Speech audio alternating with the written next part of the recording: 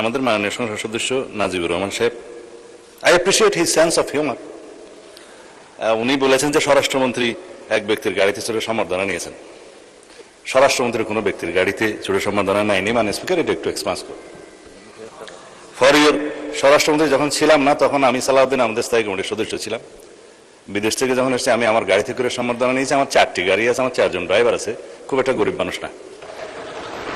কক্সবাজার যখন আমি গিয়েছি লক্ষ লোকের সমাবেশ হয়েছিল, কোনো গাড়ি বিমানবন্দরে তেমন ঢোকার সুযোগ হয়নি। অনেক লোকের মাইক্রোবাস জিপ টিপ ছিল, একটাতে উঠলাম, ওটাতে কেউ উঠতে দিল না মাইক্রোবাস, আরেকটাতে উঠলাম, আরেকটাতে 5 নম্বর গিয়ে বলে যে এটাতে উঠে। পরে দেখা গেল সেটা একটা কোনো ব্যক্তির নামে না, 17-18 বছর আগের গাড়ি, সেটা ট্রান্সফার হয়েছে যার নামে। সেই ব্যক্তি আমার এলাকায় বাড়ি, সে আগ্রহ করে বললো এখানে ওঠে। ওখানে আমার উচ্ছেদে বহু দামি গাড়ি উপস্থিত ছিল কিন্তু পৌঁছাতে পারেনি। সেটা আমি জনগণের সামনে, দেশবাসীর সামনে তারপরেও দুঃখ প্রকাশ বলেছি এটা আমার ভুল হয়েছে যে আমি অন্য কোনো গাড়িতে উঠতে যেয়ে এই গাড়িতে আমার সমর্থকরা উঠিয়েছে, এবং সেটা কোনো ব্যক্তির নামে গাড়ি না। তারপরেও যদি এটা ভুল হয়ে থাকে আমি জাতির সামনে দুঃখ প্রকাশ করেছিলাম, কিন্তু সেটা ক্লিয়ার হয়ে গেছে ওই সময়। সেটা একটা পুরাতন ইস্যু, এবং সেটা আমার মনে হয় মানে স্পিকার আপনি এক্সপান্স করতে পারেন, এটা আমার অনুরোধ।